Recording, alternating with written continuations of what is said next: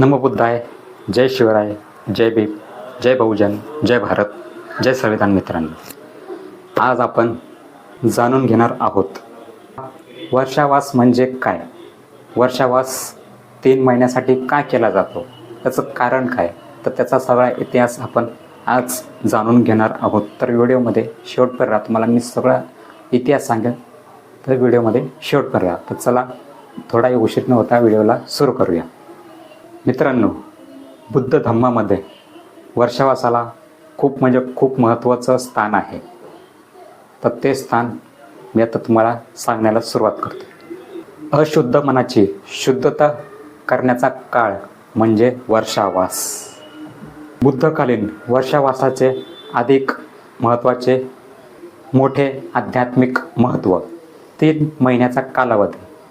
वर्षावासाला मित्रांनो, बुद्ध धर्मामध्ये 3 महिन्या